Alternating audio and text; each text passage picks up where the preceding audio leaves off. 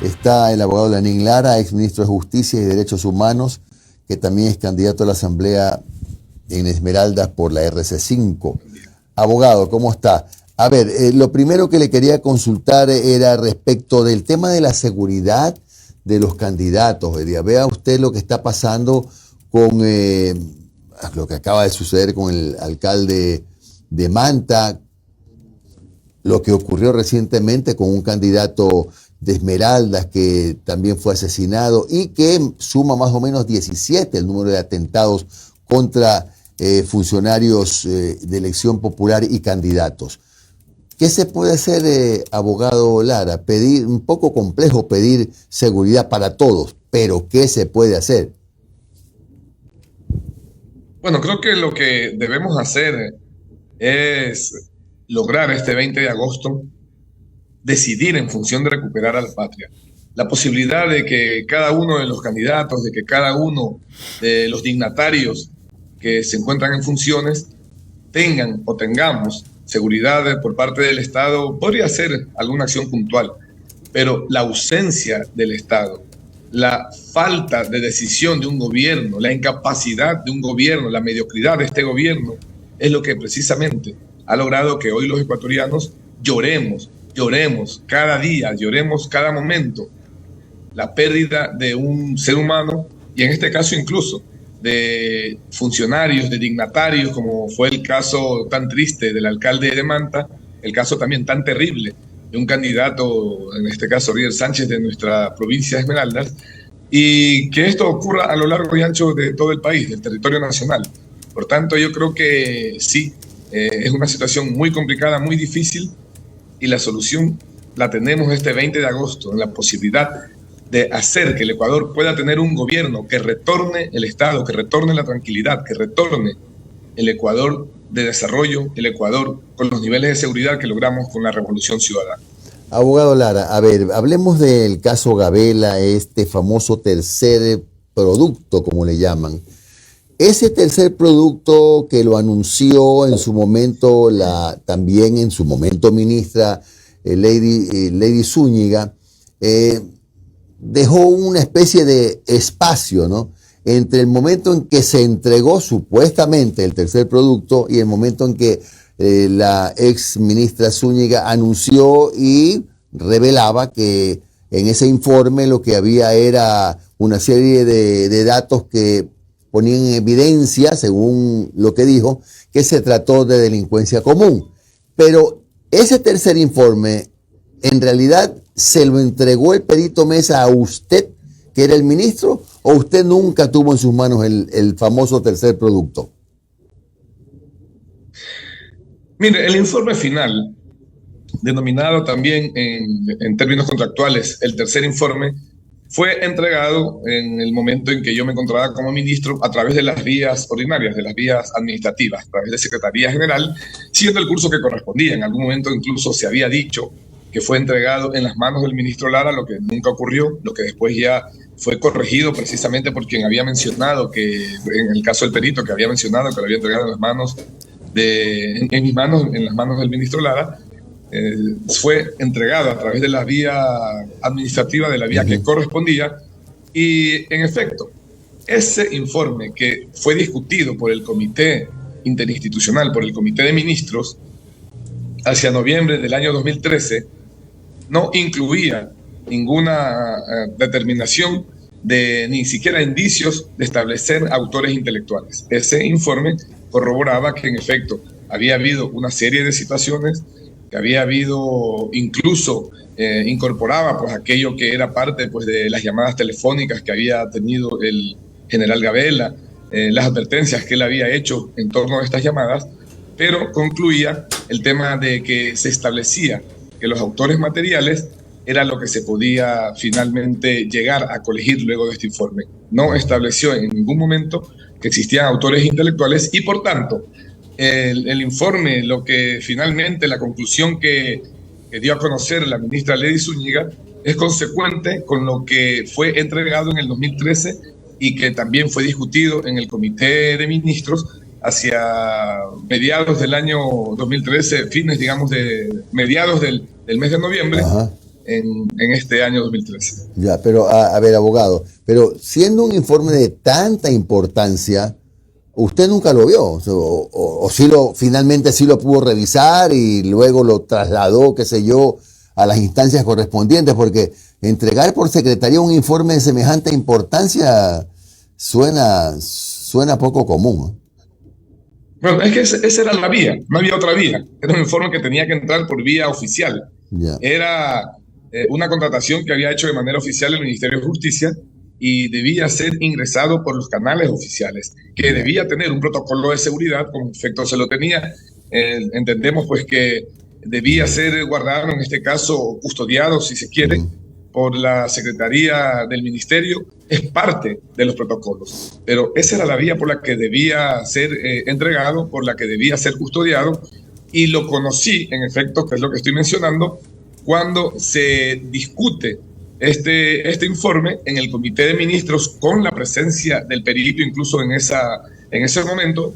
Menciono que esto ocurrió en noviembre del año 2013, y ahí se discuten algunos elementos, se solicita incluso alguna información adicional, porque también hacía alusión, por ejemplo, al tema de la contratación de los DROP, que era no era parte sustancial en la investigación, pero que el perito había entrado en esta investigación, había entrado también en estos elementos.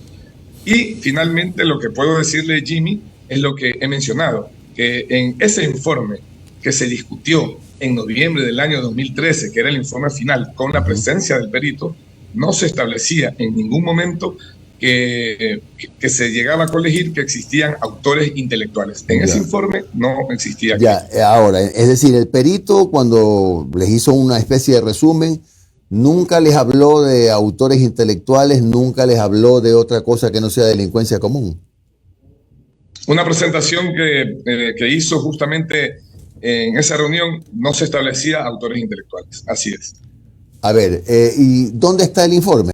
¿Qué sabe usted de la existencia de ese documento? No sé cuántas páginas tenía. ¿Dónde quedó? ¿Quién lo custodiaba? Porque le digo esto porque lo que trasciende en los últimos días, cuando ha vuelto a la luz el tema del caso Gabela, es que se ha perdido y que las conclusiones no tienen nada que ver con ese tercer informe, del cual tampoco tiene una copia el perito. Bueno, muy raro, es bastante raro. Más bien, aquello que usted acaba de mencionar es mucho más raro. Que alguien que haya desarrollado el trabajo no tenga una copia del trabajo que realizó, o por último, no tenga certeza de qué fue lo que entregó. Porque podía decirlo, bien podía decir, bueno, sí, él mencionaba que en algún momento entregó todo, que luego finalmente toda la información que tenía la entregó, pero no pudo decir finalmente cuál era la información a la que él, o la conclusión a la que él había llegado. Entonces eso es todavía más raro, bastante raro, eso sí es bastante raro. Lo que yo le puedo decir es que ese informe que fue conocido más que debatido, y que hubo una presentación por parte del perito, en ningún momento establecía que existían autores intelectuales, y es consecuente con lo que finalmente también dio a conocer Ley Zúñiga tiempo después.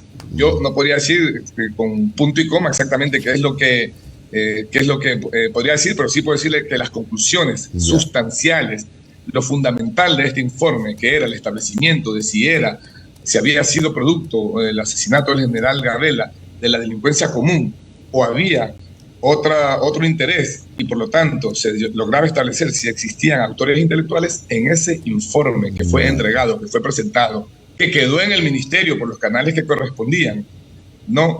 Nunca llegó a concluir que había autores intelectuales involucrados en el asesinato del general Gabela. Ya, correcto. Entonces, lo que informó en los últimos días, o lo que dio a conocer el perito, ¿es diferente a lo que ustedes escucharon en el 2013? Es diferente.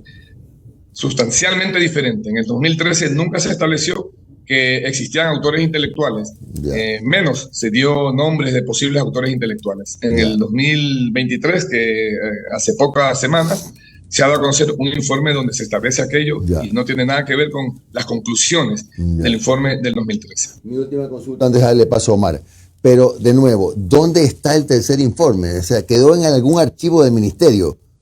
Pero ¿dónde está el tercer Entendemos informe? por supuesto que quedó el ministerio y entendemos que es el informe que dio a conocer la ministra Zúñiga. Yo no podría decirle con punto y coma porque obviamente yo no tengo ni copia, ni me llevé, ni absolutamente nada, pero es el informe que quedó. Y lo que sí recuerdo es que las conclusiones son aquellas. Y ahí ya no podría decirle si el punto y coma o cada párrafo es exactamente el mismo, pero las conclusiones que se dieron a conocer de que no existía ninguna relación con otro tema que la delincuencia común y que no establecía ningún tipo de autores intelectuales, eso sí fue lo que constaba en el informe del 2013. Omar. Abogado, buenos días. Omar Jaén le saluda. Entonces, lo que usted nos está diciendo es que el señor Mesa no cumplió con la que dictó la sentencia, el fallo de la Corte Constitucional, porque la Corte Constitucional lo que determinó es que reconstruya, ni siquiera reconstruir, en ningún momento utiliza la palabra reconstruir. Lo que pide la Corte es que el señor Mesa entregue una copia de lo que fue ese informe. Como dijo que no tenía copia guardada, la presidencia y esta comisión del caso Gabela interpretó el fallo de la Corte y lo volvió a contratar al señor Mesa. Y este señor Mesa elaboró un nuevo informe. Ese informe, entonces, usted confirma que no es lo mismo que presentó en el 2013. Omar, buen día. Por supuesto, no es las conclusiones que presenta hace pocas semanas, no son las mismas conclusiones que presentó en el año 2013. Eso yo lo puedo mencionar. Decía minutos atrás que el informe final que se dio a conocer en un comité de ministros que fue discutido en noviembre del año 2013, que fue presentado incluso por el perito, no llegaba a establecer la existencia de autores intelectuales en el asesinato del general Gabela. ¿Ya ha sido convocado por Fiscalía para algún tipo de declaración con respecto a eso después de la presentación de este nuevo producto por parte del señor Mesa? Así es, he sido convocado y daré pues en la fecha establecida, rendiré la versión libre y voluntaria que de parte de Fiscalía se ha solicitado que yo haga. Perfecto. Quizás, y no sé si lo recordará, en el informe del 2013 se hablaba sobre este seguimiento que se le hizo al señor Gabela en su momento.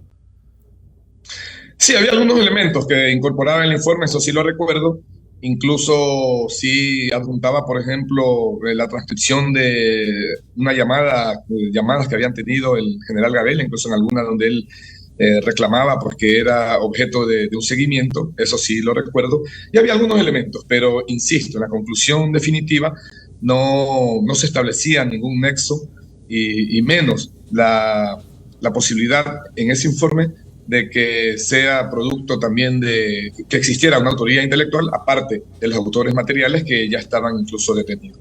Perfecto, abogado. Y para cerrar la entrevista, pero también cambiando un poco de tema, estamos ya poco más de, menos de 30 días para las elecciones. ¿Cuál es la propuesta de este bloque de la RC, que en su mayoría presenta los mismos cuadros que estuvieron en el periodo 2021 hasta mayo del 2023? ¿Cuáles son las propuestas que tienen? ¿Van a impulsar una asamblea constituyente, reformas parciales a la Constitución, quizás alguna presentación de referéndum? ¿Cuáles son las propuestas base que tiene la RC para llegar a la Asamblea Nacional? Mire, es muy importante que tengamos que nosotros que incidir como país y lograr algunas reformas constitucionales. Yo creo que es fundamental. Una asamblea constituyente es una posibilidad bastante clara. Creo que es uno de los objetivos que históricamente deberíamos cumplir, ya que, recordemos, a través de aquella consulta del año 2018, donde además se engañó, no solamente que fue una regresión de derechos terrible, fue una cuestión absolutamente regresiva en derechos, pero además de ello se engañó también al pueblo ecuatoriano y luego de los resultados, cuando ganó el sí, también se empezó precisamente a atropellar todo lo que era la institucionalidad del Estado. Recordemos también el Trujillato y todo lo que esto significó para el país. Yo creo que es necesario que haya las reformas constitucionales que corresponden y una suerte de refundación institucional del país, porque a través de lo que fue el año 2018 realmente hubo un atropello total a la estructura institucional del Estado. Yo creo que ese es uno de los objetivos, pero de manera puntual, lo que como proyecto, lo que como bloque nosotros estamos trabajando es precisamente lograr darle al país esa tranquilidad que necesita, lograr esos niveles de seguridad ciudadana que hoy día son espantosos, que hoy día nos tienen a nosotros dentro de la crónica, dentro de la plana mundial, como una de las sociedades más difíciles precisamente para la vida, para la seguridad. Esmeraldas, Guayaquil, algunas de nuestras ciudades, pero bueno, Esmeraldas, más que mi ciudad, consta como una de las ciudades más peligrosas de Latinoamérica, una de las ciudades más peligrosas del mundo, la misma Guayaquil. Entonces, por tanto, creo que necesitamos acciones contundentes, acciones muy ejecutivas y acciones que sean bastante eficaces en poder retornar los niveles de seguridad ciudadana que necesita nuestro país para desarrollarse. Necesitamos también, por ejemplo, tener el circulante en las calles, que haya inversión social, que haya inversión a nivel de país, y todo esto es lo que nosotros como proyecto presentamos. Desde el lado en que nos ocupa a quienes somos candidatos a la Asamblea Nacional, que en efecto somos la mayoría de los 47, nuevamente estamos postulando por decisión de nuestro movimiento, por decisión también de nuestro presidente, de nuestro máximo líder, Rafael Correa, ciertamente va en la visión de apoyar aquellas acciones que desde el Ejecutivo, con Luisa González y con Andrés Arauz, tienen que cumplirse para lograr estos objetivos que he referido. Gracias al abogado Lenín Lara, exministro de Justicia y Derechos Humanos y candidato a la Asamblea por Esmeraldas RC5. Un buen día, Lenín, muy amable. Muchas gracias, un buen día también.